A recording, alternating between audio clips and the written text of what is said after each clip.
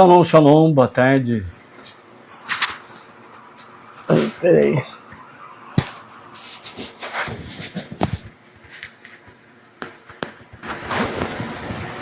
Shalom, shalom, boa tarde. Estamos no dia 26 de Tevet do ano 5786 a contar da criação. É o dia 15 de janeiro do ano de 2026. É o calendário civil da Era Comum. É a tarde com a Torá trazendo a Parashá da semana. Nós estamos na 14ª porção, Vaierá. Estamos no capítulo hoje, no nosso shiur.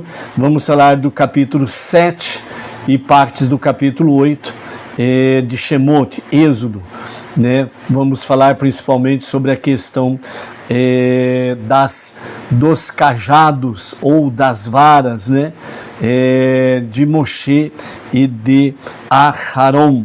Hoje é o 5º dia da semana, é o 5º dia para o Shabat, né? Então vamos para o nosso shiur, né?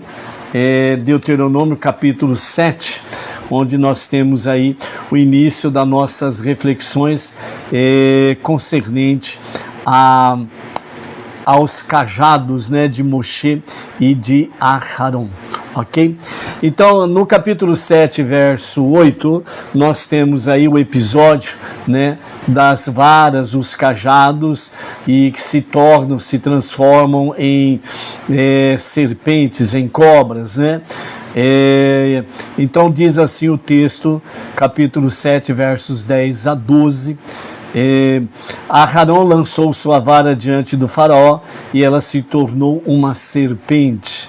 Os sábios e feiticeiros do Egito fizeram o mesmo com suas artes ocultas, mas a vara de Aharon engoliu as varas deles, né? Então, o que Rashi traz para nós aqui, para iniciarmos as nossas reflexões, né? O foco não é exatamente a imitação nos comentários de Rashi, mas é o desfecho, o que resulta desta realidade. Então, Rashi explica que os feiticeiros não criaram nada novo, eles apenas usaram o kishuf, que significa ilusão, acionando as forças impuras, ocultas. Então, o milagre essencial não foi exatamente virar serpente os cajados, as varas, mas o fato de que, segundo Rashi, né, a vara de Aharon voltou a ser vara, voltou a ser cajado, e logo em seguida ele engoliu os cajados dos mágicos do Egito. Ou seja, nessa questão nós temos aí, isso é contra toda a lógica, não há uma lógica. O cajado de Aharon, né, a vara de Arão, engolir as outras varas dos mágicos do Egito. Então não tem lógica isso. Por quê? Por exemplo, se permanecesse em forma de serpente, existe no meio, realmente, entre as serpentes, né, cobra que come cobra. Ok? Mas agora, um cajado, um objeto inanimado, engolir os cajados dos outros magos, realmente foge totalmente à questão natural, né? Não tem lógica esse sentido. Então, o milagre aqui, por assim dizer, né, é exatamente esse. O cajado de Aharon engole os cajados dos mágicos, né, dos feiticeiros do Egito. Então, o poder de Hashem não é apenas maior, ele anula e absorve o poder da impureza, ok? Então, aqui o milagre mostra exatamente como ensinamento que o poder de Hashem não é apenas um poder maior do que tudo, do que todos, etc. e tal, mas ele anula e absorve exatamente o poder da impureza. Ou seja, quando o cajado de Aharon, ele engole os cajados, né, dos feiticeiros do Egito, não altera a sua própria estrutura. Então a dimensão do cajado em largura, em altura, permaneceu a mesma. Por isso que a mensagem aqui, né, fala sobre não apenas o poder de Hashem é maior, o poder de Deus é maior, mas ele anula e absorve o poder da impureza. Ou seja, Hashem, ele é a fonte essencial de todas as coisas. Então, quando o cajado de Arão ele faz isso, então ele está mostrando exatamente o que está acima do próprio poder de Hashem. Ou seja, ele anula a impureza e absorve o poder da impureza. Certo? Então, os cajados dos mágicos, dos feiticeiros, tornaram simplesmente nulos. E ao mesmo tempo foram absorvidos pelo cajado de Aharon. Então, Narmânides, né, Rambana, ele reconhece a seguinte questão: existe sim um poder real nas forças de impurezas, permitido pelo Criador do mundo, do universo, mas esse poder é limitado, temporário e subordinado. Ou seja, o que nós temos aqui é aquele famoso ditado simples: o mal tem data de validade. Bateu a data de validade, o que acontece com o mal que é limitado? Finda-se. O que acontece com o mal que é temporário? Termina o seu tempo. E o que acontece com a expressão subordinada que Narmânides diz? Simplesmente que todos os poderes estão subordinados à vontade divina, entre eles mesmo as forças ocultas negativas estão subordinadas à vontade de Hashem.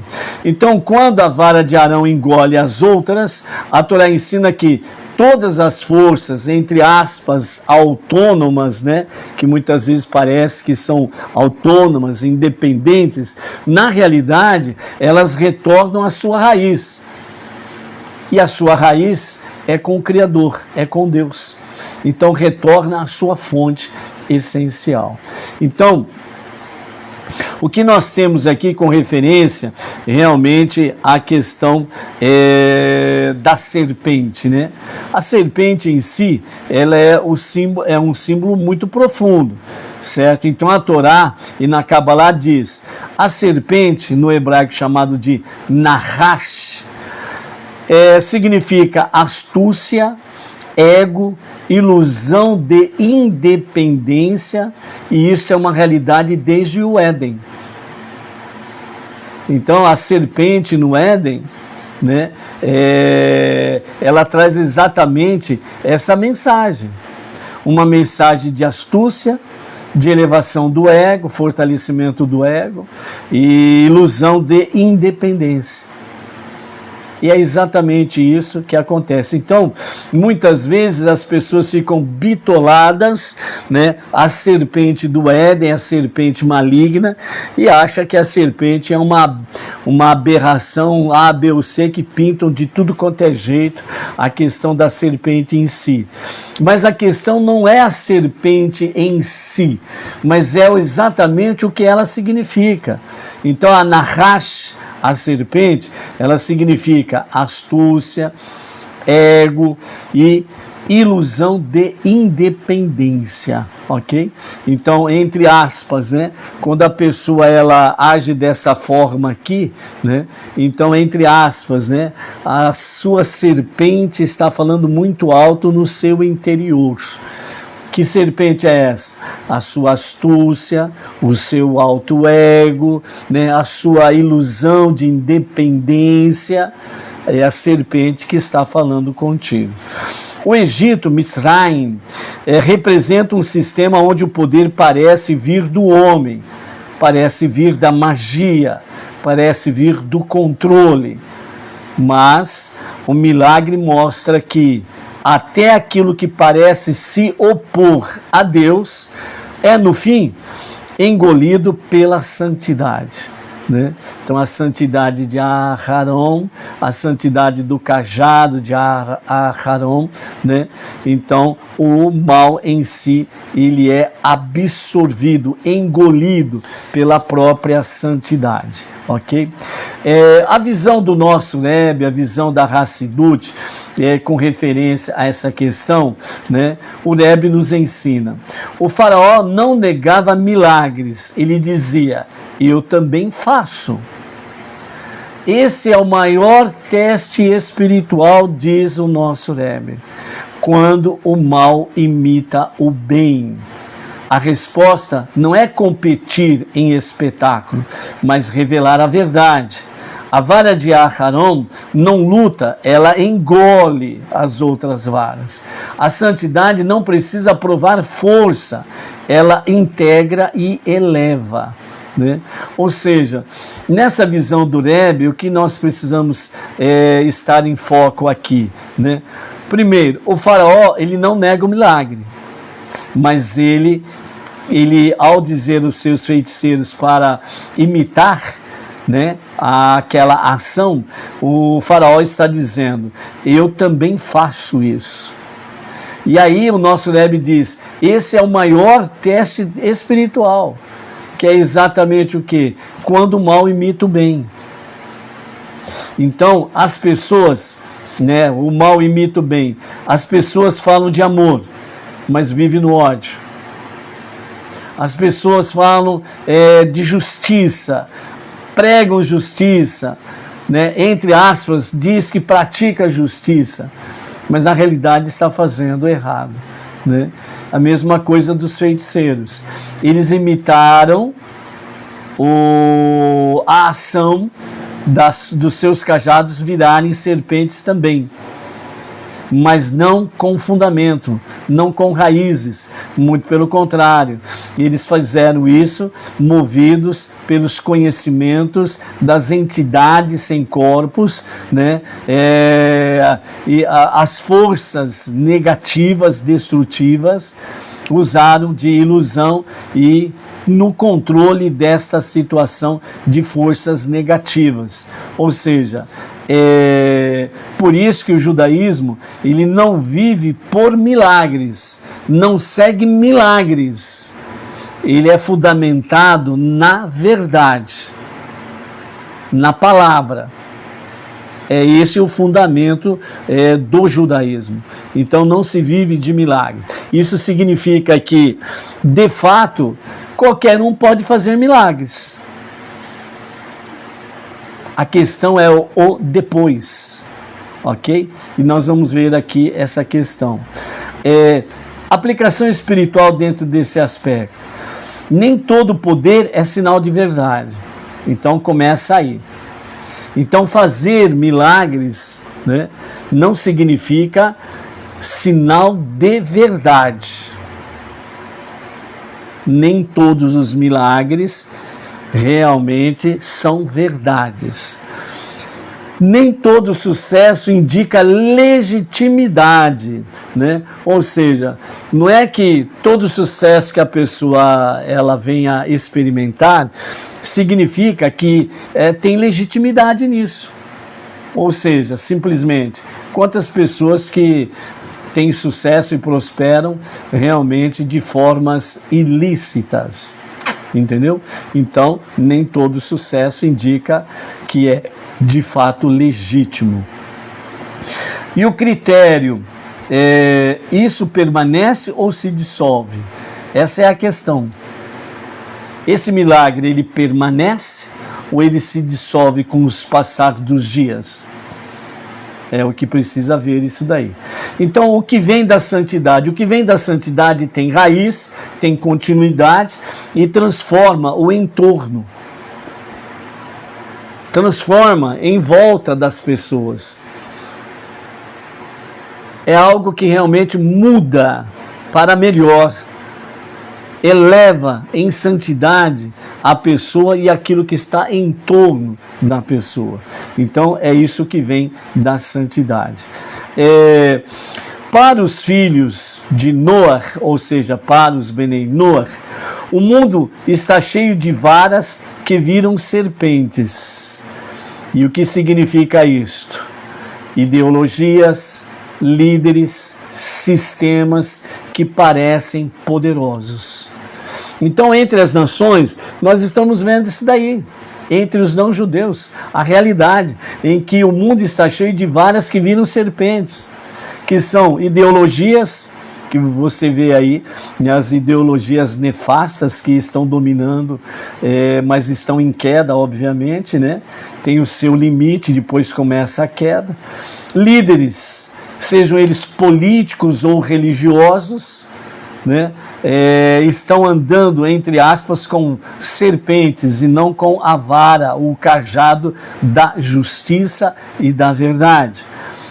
Sistemas, os sistemas que estão aí, cheio de corrupção, cheio de profanações, cheio de injustiças e por aí afora vai. Parecem poderosos, mas não são. Por que parecem poderosos, mas não são? Porque acima deles há um único e o verdadeiro poder, que é Hashem, que é o Deus Todo-Poderoso. Então a ética divina verdadeira não precisa de truques, ela só precisa se firmar na verdade, que é o fundamento. Por quê? Porque a verdade, ela permanece para sempre, enquanto o mal tem data de validade e ele chegou à data da validade, ele cai de fato, ok? Então o Egito mostrou que pode imitar milagres. Então falar que este ou aquele segmento religioso pratica milagres não quer dizer absolutamente nada de verdadeiro, de fundamento e de eternidade. Ok? Então isso não serve como base para dizer que é de fato verdadeiro. A Torá mostra que só a verdade permanece depois que entre aspas, o espetáculo acaba. Ou seja, há milagres? Lógico que há. Mas quando se reconhece o verdadeiro milagre? Quando a Torá, ela traz para nós a verdade que permanece depois. Ou seja, os milagres alicerçados na palavra da Torá. Que vai o quê? Transformar o entorno, transforma a pessoa e em torno dela, em volta dela. Certo? Não é algo exclusivista, egoísta, né? Ou de forma solitária. Os milagres de Hashem sempre vêm para trazer benefícios não apenas a uma pessoa, mas a várias pessoas. A vara de Moshe e a vara de Aharon, né? Então, segundo Zohar, capítulo 2, parágrafo 28a, né?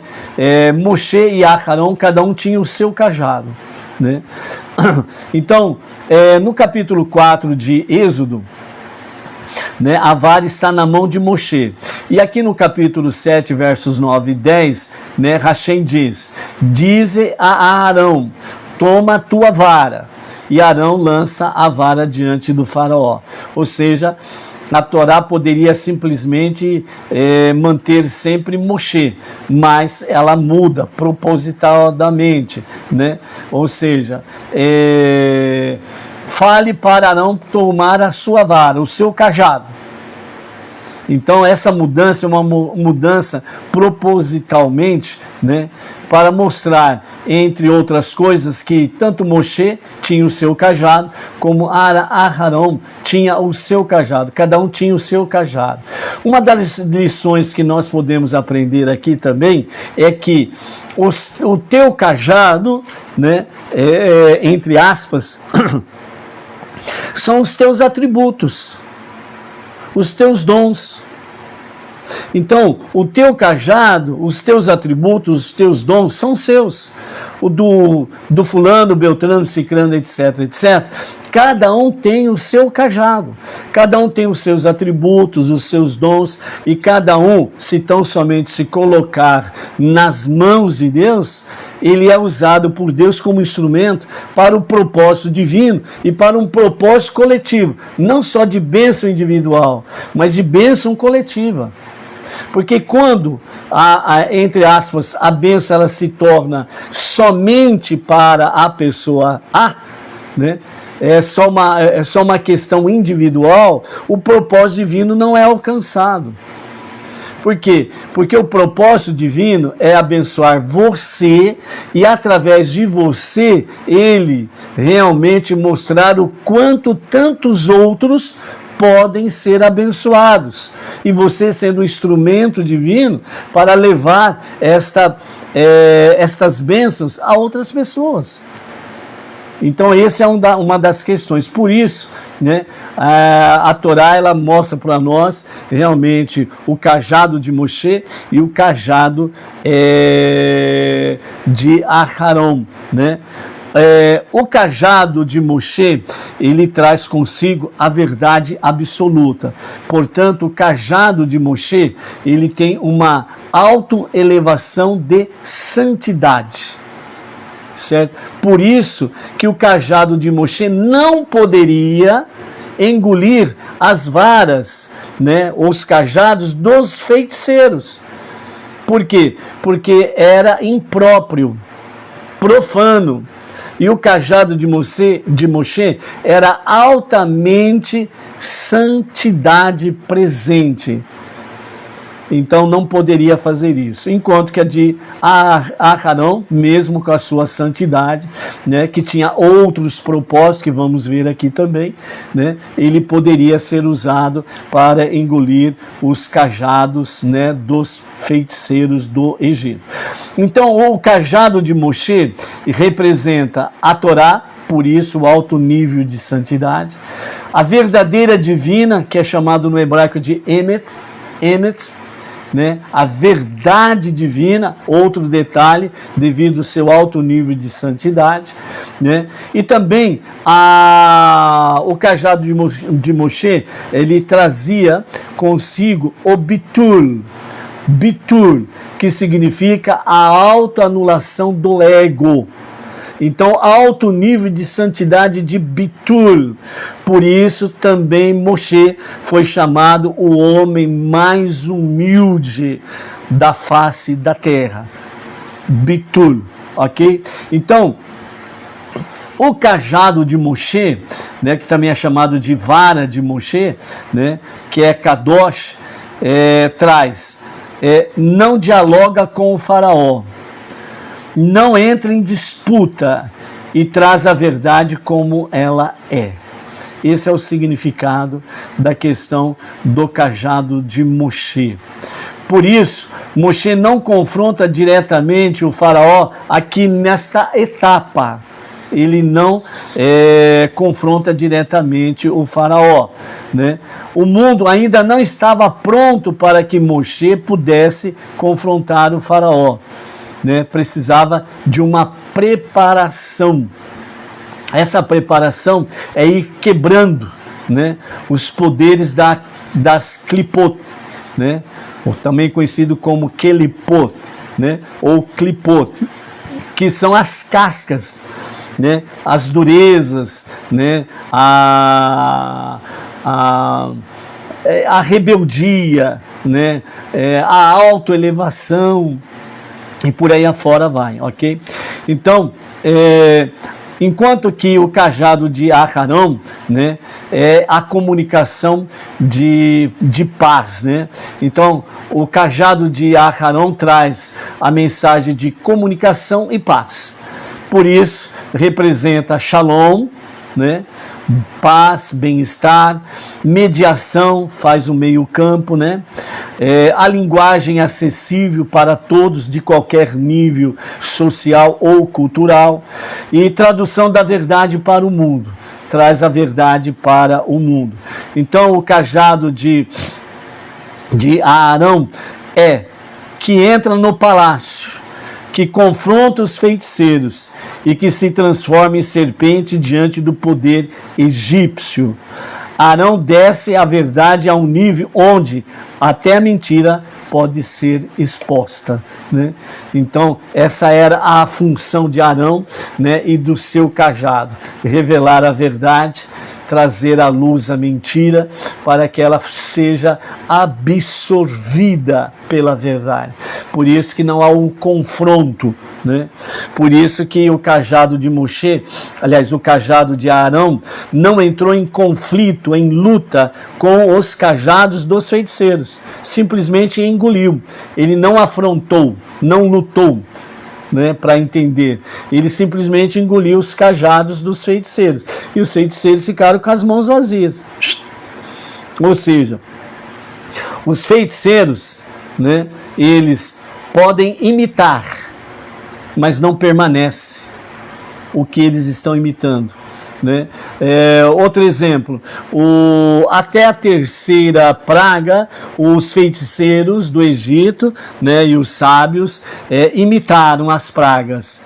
Depois não conseguiram mais, aí foi onde que eles declararam, é o dedo de Deus. Ou seja, a partir dali, eles de fato, né, confirmaram que era o dedo de Deus, era a mão de Deus agindo no Egito. Ok? Segundo Rashi, né, que cita Midrash, né, ele diz, as pragas vêm pela mão de Arão e não de Moshe. Moshe não fere o Nilo nem a terra, né, que é chamado, por que isso? Porque Moshe, ele tinha Hakarat Hatov, Hakarat Hatov, que significa gratidão. Das águas do Nilo, Moshe foi tirado, foi salvo. Então as águas do Nilo receberam Moshe e da água ele foi tirado. A terra do Egito o recebeu como um príncipe, mesmo sabendo que ele era hebreu. Então por isso as pragas vêm pela mão de Arão e não de Moshe. Porque Moshe, ele mantinha Hakarat Hatov, gratidão. Por isso a ação vem pelas mãos de Aharon, né? Em um nível mais profundo, a verdade absoluta é Moshe. Precisa de um canal para se revelar.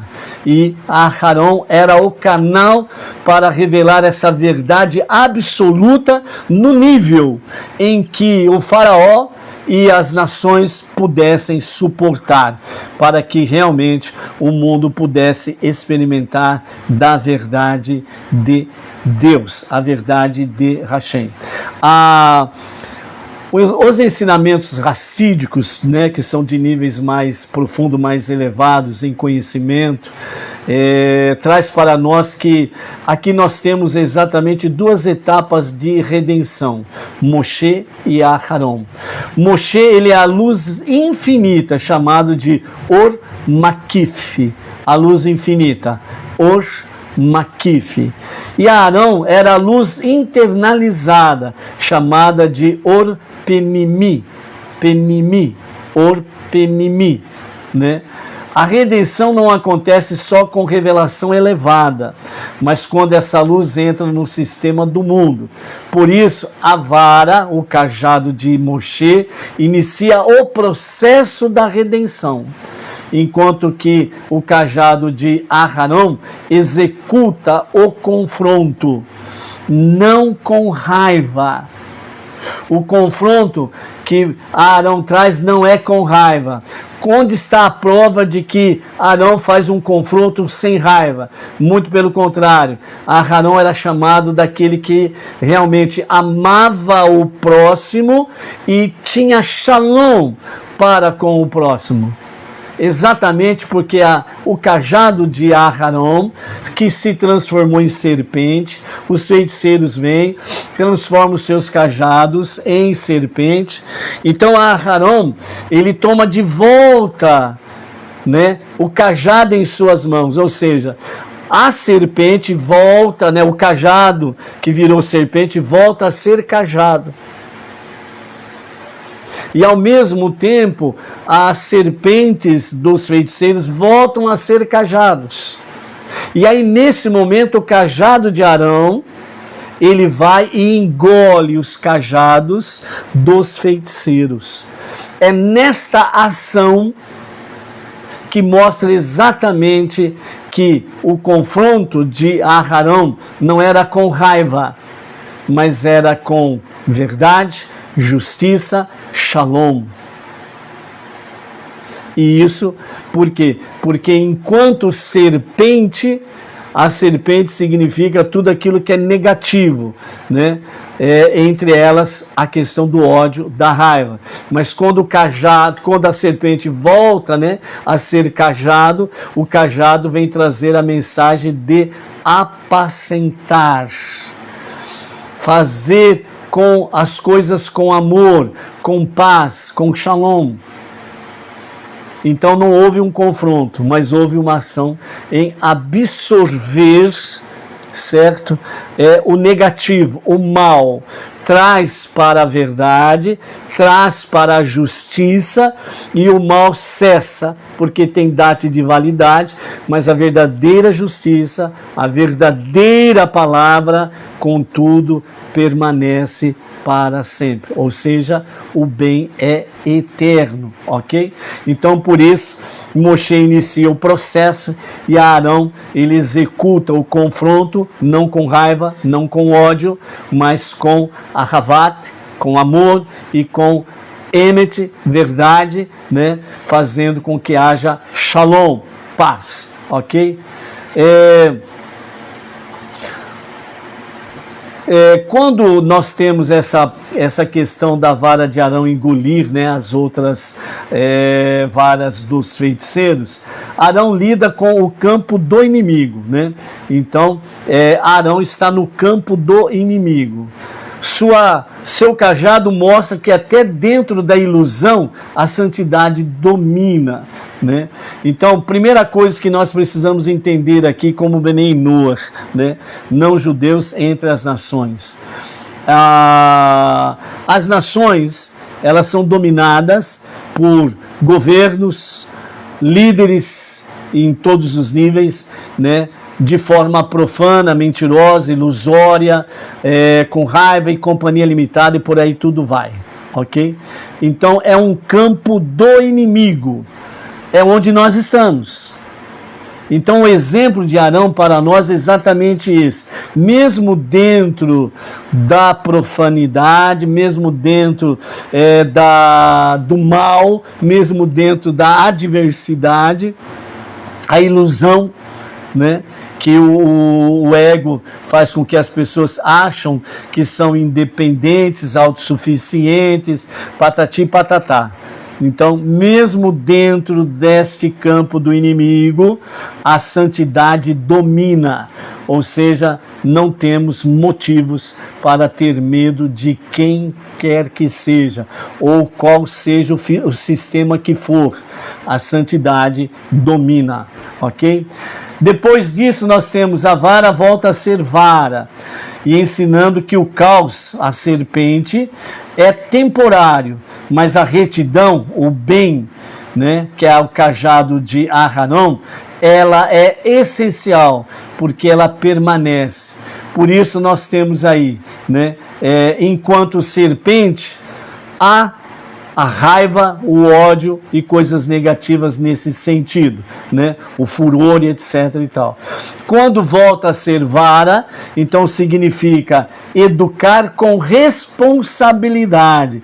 Então por isso que o proverbista fala, né? Aquele que poupa a vara ao seu filho não o ama, né? Então muitas vezes acontece que as pessoas levam apenas de forma literal, né? O corrigir, o disciplinar. Ok? Mas essa disciplina aí, né, esta vara aí, significa também educar com responsabilidade. Então o que acontece normalmente, né? Os pais, eles levam os seus filhos para as escolas, entre aspas, joga lá na escola, professor que se vire. Leva para a creche, joga lá na creche, o pessoal da creche que se vire. Tem muitas mães que levam os seus filhos para a creche, por exemplo, e não trabalham. Não querem ter preocupação com o filho. Então joga lá na creche lá, e vai ficar o dia inteiro lá de braços cruzados, papo pro ar, né? Cheio de fofoca, fazendo fofoca com a outra vizinha, que também não quer nada com o filho, leva lá pra creche, ponto final.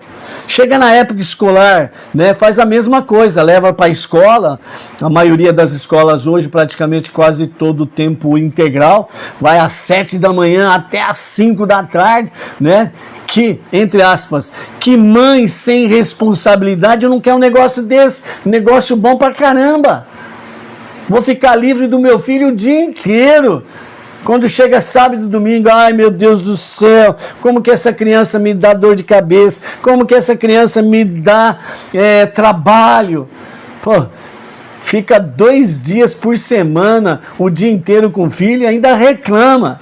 Eita, aí falta vara literal mesmo, né? Falta de vara literal, né? Chibatadas, né? Porque é muita irresponsabilidade, muita cara de pau, não é verdade? Então é isso daí. Então, a vara, o cajado, ele significa educar com responsabilidade, ter resolução sólida, fundamento, raízes, compromisso, responsabilidade, ok? E lembrando que o caos, a serpente, é temporário, ou seja, tem data limite, chegou a data limite, o seu fim é real, é absorvida realmente pela luz, pela verdade, pela justiça, ok? Então, a retidão, o cajado de Arão, traz para nós exatamente aquilo que permanece. Então, a aplicação prática é: Moshe ensina, tenha valores inegociáveis. Valores inegociáveis. Não é questão de ser partidário A, B ou C. A questão é ser partidário de valores inegociáveis, que tem fundamento na palavra de Deus, na palavra de Hashem, na Torá. Valores inegociáveis. Não abro mão dos meus valores por qualquer preço, por qualquer posição e companhia limitada. São inegociáveis. Moshe ensina isso.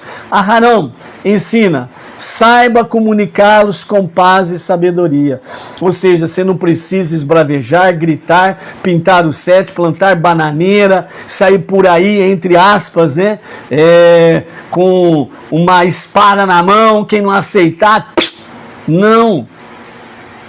É levar com sabedoria, com paz, falando a verdade.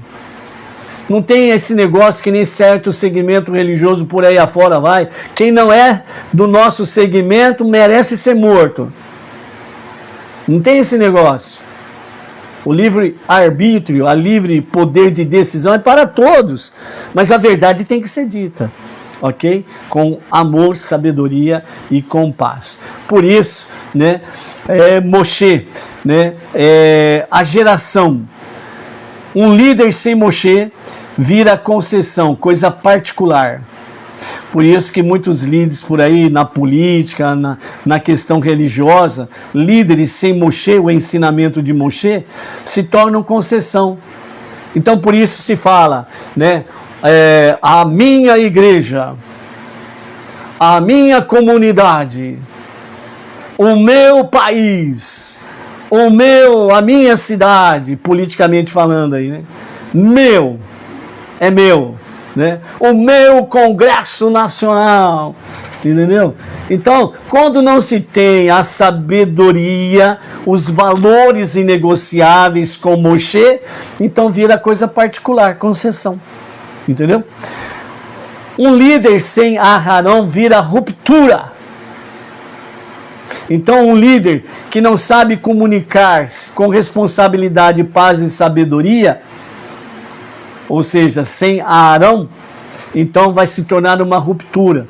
Por isso que existe milhares e milhares de segmentos religiosos por aí. Ruptura. Não tem Moshe e não tem Arão. Não tem as verdades de Moshe, não tem as verdades de Arão. Então, não me dou bem com esse aqui, então eu monto um outro grupinho, outra comunidade religiosa, e assim vai. estão sem Moshe e sem Aharon. Então, a redenção, ela exige os dois, Moshe e Arão. Não havendo isso, o cajado de Moshe sustenta a verdade. O cajado de Arão leva essa verdade ao mundo e mostra que nenhuma ilusão permanece diante dela. Por isso, antecipadamente, as profecias falam exatamente do quê? Que toda a terra se encherá do conhecimento de Hashem. Todas as nações, todos os povos abandonarão as suas idolatrias plenamente, abandonarão as placas das suas igrejas, abandonarão os seus segmentos religiosos, tendo lá o seu Deus A, B e C, vão cair tudo por terra. E vão simplesmente se unir ao povo judeu, onde vão adorar e servir o único e verdadeiro Deus, Criador dos céus e da terra, o único Redentor e Salvador, que não tem outro. Entendeu? Então é isso daí. E o cajado de Arão engoliu as varas deles, né? Que nós vimos aí. Aqui está o ponto-chave, segundo o comentário de Rashi, que também fala mais ainda sobre isso. O milagre dentro do milagre. Primeiro, todas viraram serpentes. Depois a de Arão voltou a ser cajado, e como o cajado engoliu os outros cajados. Isso é contra a natureza absoluta. Uma serpente pode engolir a outra. Uma vara não engole outra vara em hipótese nenhuma. Segundo Rashi, o objetivo foi mostrar que não se trata de magia, mas de um ato direto de Hashem, uma ação divina e não uma magia como os feiticeiros.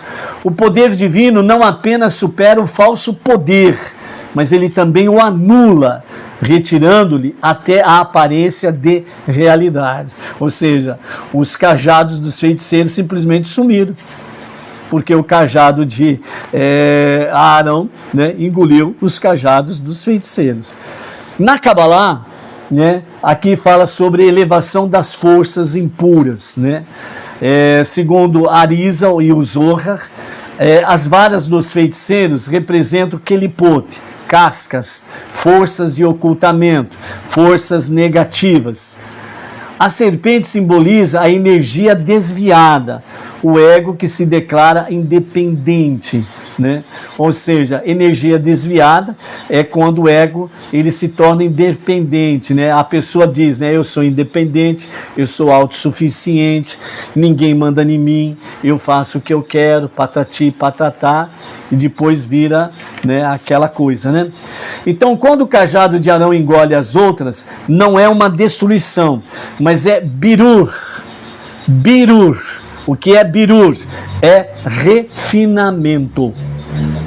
Então, o cajado de Arão, ele está refinando as forças da impureza. Ou seja, está transformando as forças de impureza em um bem, porque ela é absorvida pelo cajado de Arão.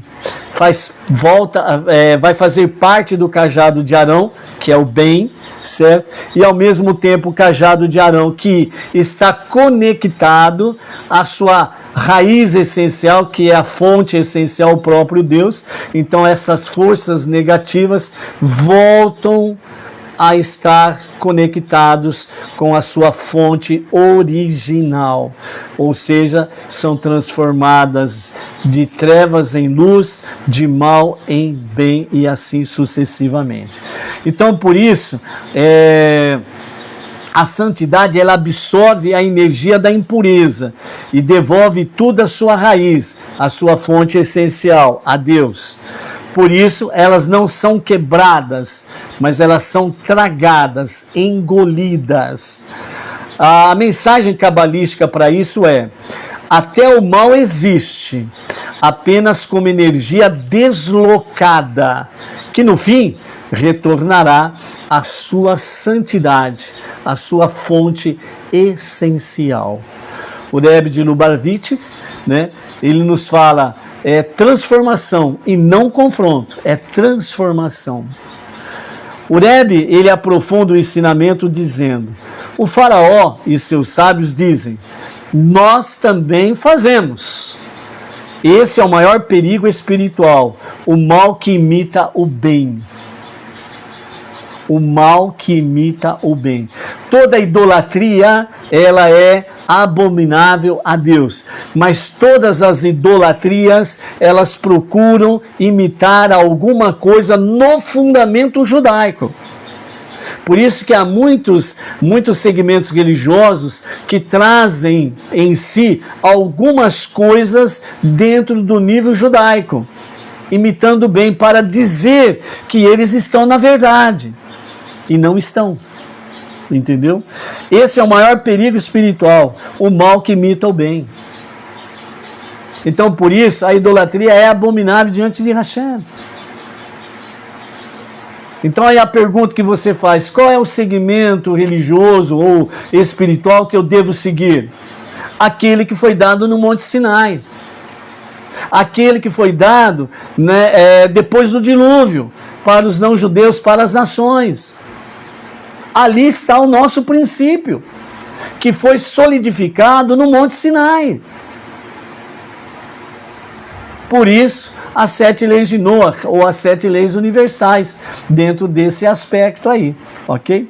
Então a resposta da Torá é: não destruir, não competir, mas sim engolir, ou seja, absorver.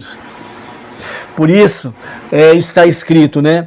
Toda palavra branda, ela apaga todo furor. Então os idólatras vêm com aquele furor contra você. Mantenha-se calmo, confiante em Hashem, e responde com sabedoria, fundamentado na Torá, fundamentado na verdade.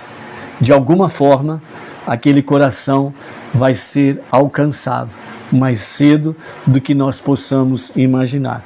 Então, engolir significa integrar e elevar, né? Esse é o sentido. Então, o cajado de Arão ensina: a verdade não precisa gritar mais alto. Tem segmentos religiosos por aí, por exemplo, né, que gritam tanto que vem aquele famosa expressão: acho que o Deus deles está surdo ou está com tampão, né? Um protetor auricular, né? Está com tampão no ouvido, então não tá escutando, tem que berrar mesmo, tem que gritar, saltitar e por aí afora vai, né? Então a verdade não precisa gritar mais alto, ela precisa permanecer quando a falsidade perde o sentido. Então, a palavra da verdade que falamos, ela vai permanecer.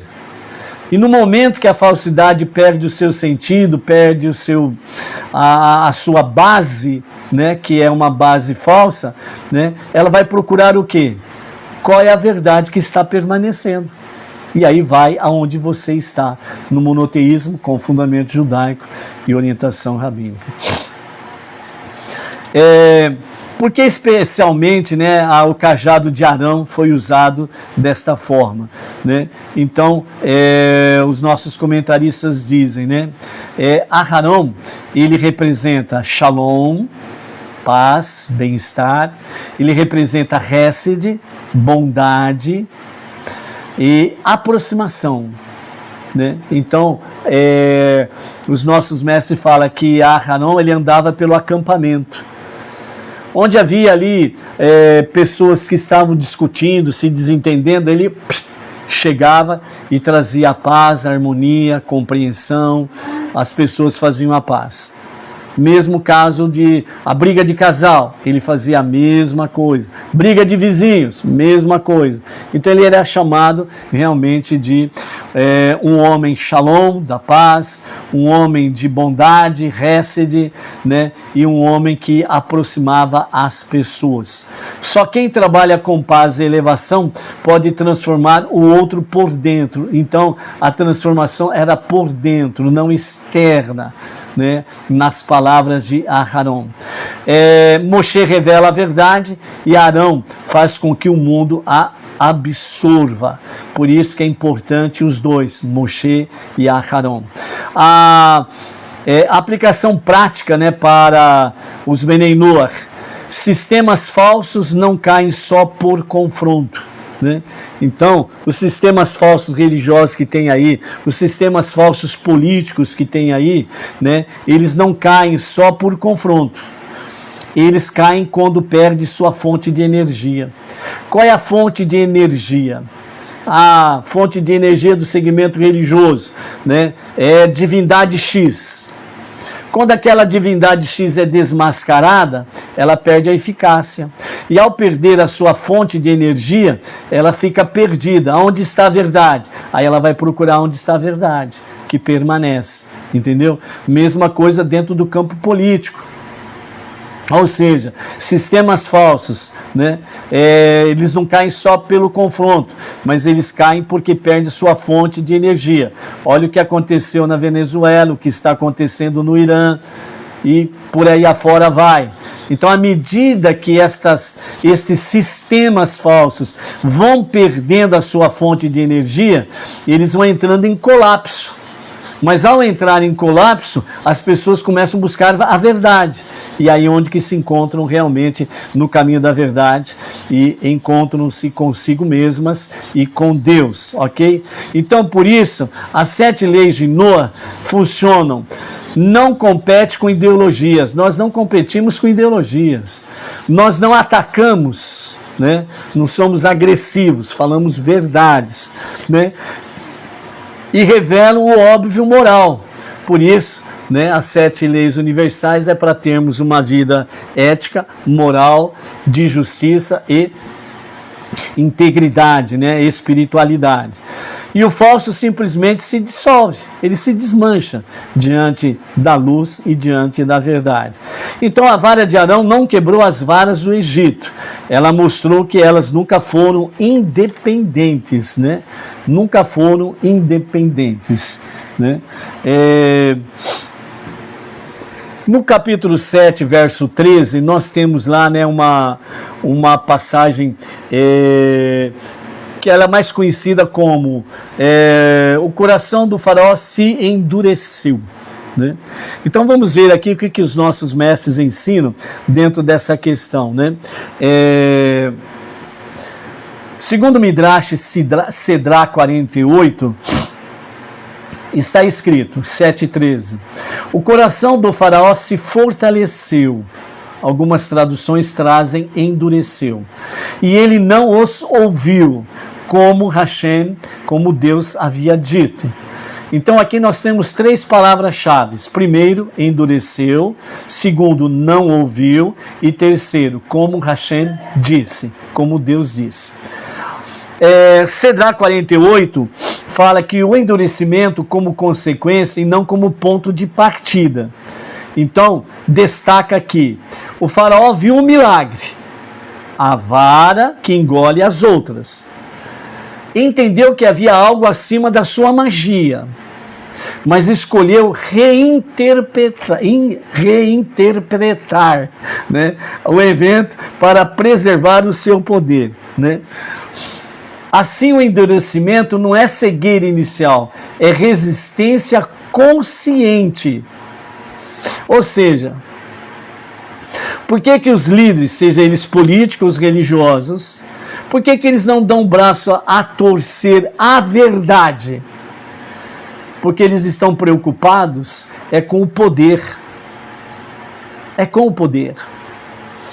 Quando nós estávamos na fase de transição na nossa vida pastoral, né, no meio evangélico, então conversando com um determinado pastor, né, falamos para ele a respeito dessas verdades. A resposta dele foi simples. Ele disse assim: meu irmão, se eu for falar do jeito que você fala, se eu for agir do jeito que você age, todo mundo da igreja vai me abandonar. Acho que até a minha família me abandona. E eu não sei fazer outra coisa, eu só sei fazer isso. Entendeu? Quando nós fizemos 2 anos, né, de seminário católico, nós tivemos ali um mestre, né, que era o padre da nossa turma, E depois que nós saímos, né, do dito cujo seminário, passaram-se alguns anos e numa bela tarde apareceu na minha casa o nosso mestre lá do seminário. E eu chamo, e ele estava acompanhado de uma senhora, e aí então conversando com ele, né, chamando ele pelo nome lá de padre, fulano de tal, patati patatá. Aí ele falou assim: meu irmão, esse não é meu nome, o meu nome verdadeiro é X, nome de nascimento é este. Esse é o meu verdadeiro nome. E agora eu não sou mais padre, eu estou casado. Essa é minha esposa. Aí a esposa lá, muito bom, prazer, tal. Aí durante a conversa, né, ela disse assim: nos conhecemos na faculdade, nos apaixonamos, e foi muito difícil tirar ele da batina. Porque ele, desde a sua vida de infanto juvenil, sempre no seminário, se formou patati patatá, sempre permaneceu ali, né? Ele tinha um medo terrível de enfrentar o mundo aqui fora. Mas o amor venceu e hoje nós estamos muito bem casados. Então essa é a realidade. As pessoas têm medo de perder o poder. Porque enquanto eles estão ali no poder, entre aspas, eles se acham autossuficientes, independentes, e é tudo para eles. Então o medo de perder o poder é uma realidade. Por isso que a resistência, ela é consciente. Eles sabem a verdade. As lideranças religiosas, as lideranças políticas, sabem da verdade, da justiça e tudo mais. Mas a resistência, ela é consciente. Eles não querem mudar o seu cardápio para não perder a pose, achando que vão perder muito. Mas na realidade, vão ganhar e muito. Porque além de ganhar de forma espiritual, vão ganhar de forma física, saúde, vão ganhar de forma financeira, porque vão ter sustento sim, Deus não desampara, certo? E acima de tudo, vão ter direito à vida eterna, e não essa ilusão que se vende por aí, que vai virar estrelinha e morar no céu, entendeu? Essa é a questão. Então, por isso, a Torá mostra que o problema do faraó não é a falta de provas, não é a falta de provas para esses líderes religiosos e políticos. A questão é a recusa em se submeter à verdade. É a recusa em se submeter à verdade. Não querem viver a verdade. E por isso transformam a mentira em verdade e a verdade em mentira. É esse realmente o problema. A resistência consciente. Ok? Então assim são os tiranos, tanto dentro do campo espiritual como do campo político, né? O texto, aliás, não diz, aqui de 7:13, capítulo 7, verso 13 de Êxodo, não diz, Deus endureceu o coração do faraó, mas diz, o coração do faraó se fortaleceu ou se endureceu, ou seja, o autoendurecimento com uma resistência consciente. Estes determinam a si mesmo. Esse é autoendurecimento. Não quero que me falem a verdade. Eu sei. Eu vou continuar, de fato, alimentando esta mentira como se fosse verdade. Entendeu? O faraó se fecha, ainda acredita que, se posso imitar, não preciso mudar. É isso que vai na cabeça dos tiranos, tanto no campo espiritual como no campo político. Ou seja, eu posso imitar a justiça sem praticar justiça. Eu posso imitar a verdade bíblica sem, contudo, ser de fato o que está escrito. Por isso, os segmentos religiosos gostam muito de seguir aquele que diz, escrito está. Onde que está escrito isso? Na Torá, os 5 primeiros livros. Mas, porém, eu vos digo, quer dizer, vamos mudar a Torá. É melhor, é mais fácil. Está entendendo?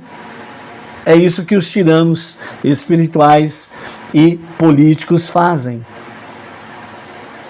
Fazem uma reinterpretação e transforma a mentira em verdade e a verdade em mentira. A justiça em injustiça e a injustiça em justiça. Aprisionam pessoas inocentes, tanto no campo espiritual como no campo físico e por aí afora vai. Ok? Então, por isso, o Rebbe nos ensina algo decisivo. Endurecer é igual criar uma casca fina. As kelipot, as cascas. O faraó já não nega Deus. Ele diz, Deus existe, mas ele não manda em mim. Esse é o endurecimento dos tiranos no campo espiritual e no campo político. Sabem que Deus existe, sabem que há um Deus que está acima de tudo e de todos, mas ele não manda em mim. Ponto final. Entendeu? Então, dessa forma, né, chega-se ao auge do ego. E se chega ao auge do ego, significa que bateu a data de validade. A sua destruição é iminente. É para qualquer momento, mesmo agora, sem sombra de dúvidas. Por isso, como Hashem havia dito, o nosso Rebbe enfatiza. Deus não tira o livre-arbítrio, ou livre escolha das pessoas. Ele apenas permite que o faraó, no caso, vá até o fim de sua própria escolha. Quando alguém insiste repetidamente em negar a verdade, o céu remove as oportunidades fáceis do retorno, não como punição, mas como exposição completa do falso, ou seja, para que o falso seja conhecido por todos, ou seja, a sua maldade, a sua falsidade vai chegar aos olhos de todos, até dele mesmo. Por isso o coração cede da consciência emocional e o endurecer congelar a sensibilidade espiritual. Por isso o texto diz que ele endureceu, né, ou fortaleceu o seu coração na sua rebeldia contra Deus. O faraó entra em Istalkut Haor. Istalkut Haor, que significa a luz se afasta porque não há recipiente. Ou seja, ele não é receptivo à luz divina. Então, nesse sentido, a luz ela não some, ela simplesmente não há onde pousar, ela se afasta. Ou seja, a presença divina se afasta da pessoa. Aí ela fica a sua má sorte em todos os níveis. Então, né, uma aplicação muito boa para os Beneinô dentro desse aspecto, nem toda recusa vem da ignorância. Às vezes vem do medo de perder controle. Isso tanto para os líderes religiosos como para os líderes políticos. Quando um sistema rejeita valores básicos, não é por falta de lógica, mas por apego ao poder. O endurecimento é o último escudo do ego, antes da sua iminente queda. O endurecimento é o último escudo do ego, ante a sua iminente queda. Por isso, precisamos ser Moshe e Arão, disciplina e amor, para que as coisas deem certo. O coração do faraó não endureceu por falta de sinais, mas porque reconhecer a verdade exigiria abdicar o trono. Por isso que os tiranos, no campo espiritual e político, eles endurecem os seus corações, porque eles têm simplesmente medo de abdicar o trono. Não querem sair do trono. não querem sair do poder, nem que tiver que enganar, pisar na cabeça de muita gente. Simplesmente isso. Ok? Então, nós temos, né, uma comparação do faraó aqui, as horas já estão avançando. Nós temos aqui o faraó na questão do capítulo 5 de Êxodo, quando Moshe se apresenta ao o faraó. Então, o faraó diz: quem é Hashem? Quem é Deus? Para que eu ouça sua voz? Eu não conheço Hashem. Ou seja, o Rashi explica: faraó, não conheço Hashem. Ou seja, o que ele está dizendo? Não reconheço a sua soberania. O faraó não está dizendo que Deus não existe, mas que não tem jurisdição sobre o Egito. Eu sou o Deus do Egito. Eu sou o Deus do trono político. Eu sou o Deus do trono religioso. E não abdico disto.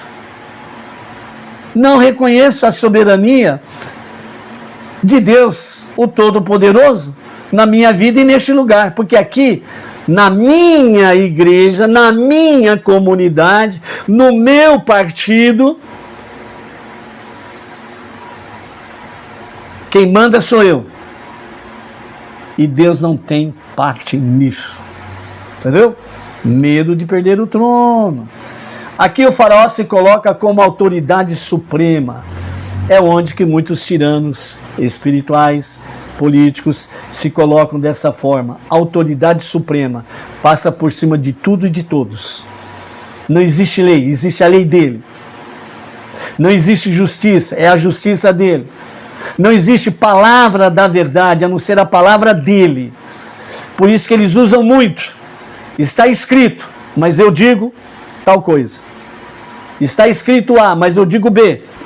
E assim sucessivamente. Ou seja, agora no capítulo 7, verso 13, né, que é a paraxá que nós estamos em foco, ele não nega a existência divina.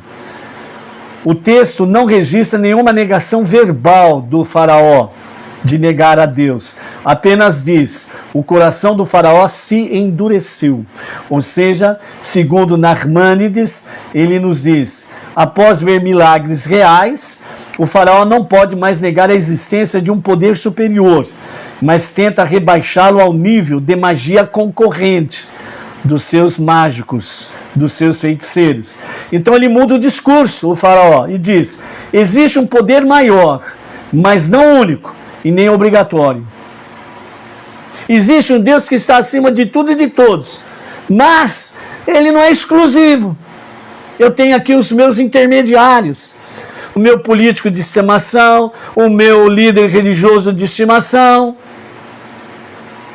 Então não importa se está escrito tal coisa, não importa se a justiça diz tal coisa, eu vou pela palavra dele, ponto final. Entendeu? Isso é endurecer o coração. Por isso, né, o capítulo 5 de Êxodo, em que o faraó diz: não o conheço, não conheço a Deus, né, significa uma negação frontal. Ele está negando Deus diante da frente, na presença de Deus, porque não tem como escapar da presença divina. O pior dos seres humanos, ele está na presença divina, porque não existe lugar onde Deus não possa estar. Ele está onipresente, ou seja, ele está presente em todos os lugares. Ponto.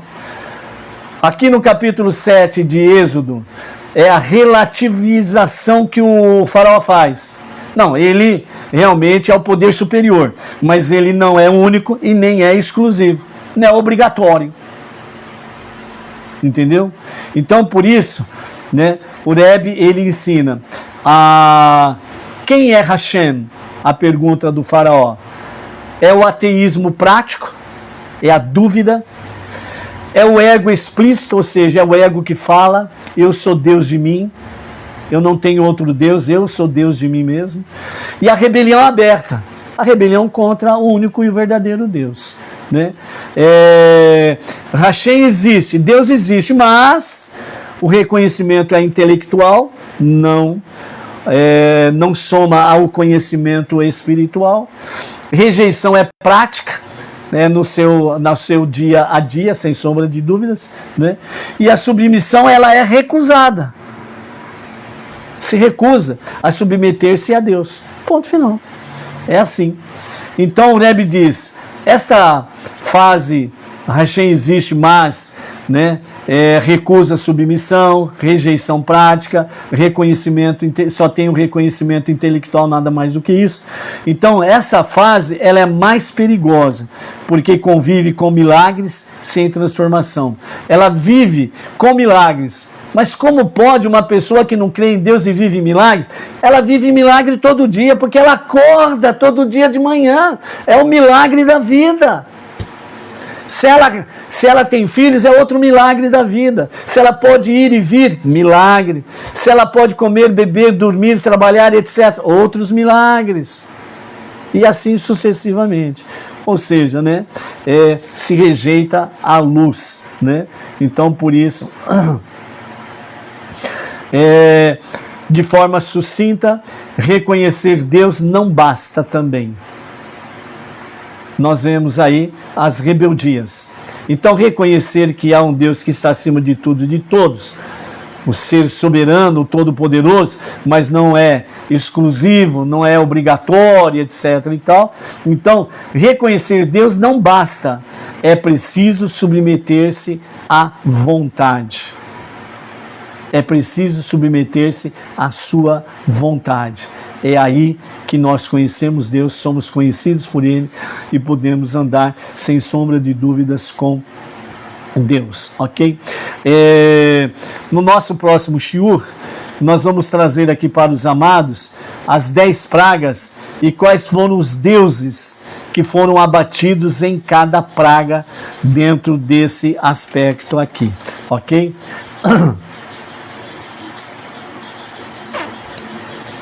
Vamos ficar por aqui, amados, porque senão vai longe.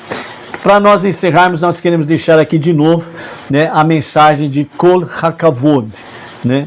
Então, Kol HaKavod significa parabéns, muito bem feito, isso é no sentido positivo, honra seja dada a você, reconhecimento merecido. É uma expressão de reconhecimento moral, respeito pelo esforço correto, validação de uma atitude alinhada com valores inegociáveis. Dentro da linguagem Bnei Noach, Kol HaKavod, reconheça o valor que você fez. Isso tem peso moral. O aluno se dedica a aprender ética. Líder age com integridade. Comunidade faz o que é correto, mesmo com dificuldade. Isto é Kol HaKavod. Ou seja, Kol HaKavod não é um elogio ao ego, mas é honra a uma ação correta. Por isso, a você, Bnei Noach, Kol HaKavod. Honra a quem escolhe agir com verdade, pois ações corretas têm peso eterno diante de Hashem. Estudar a Torá e as 7 leis de Noach está dentro de Kol HaKavod. Que seja essa bênção sobre a tua vida. Amanhã, o horário do acendimento das luzes especiais de Shabbat será às 18h38. E a partir das 20h15, diretamente da Sinagoga Bnei Noach Regional Bauru, nós estaremos ali junto com o emissário Emerson Felipe da Silva, né, transmitindo celebração ao Shabat. Então, né, vamos juntos aí celebrar o Shabat e reconhecer o único e o verdadeiro Deus. Shalom, shalom, até lá.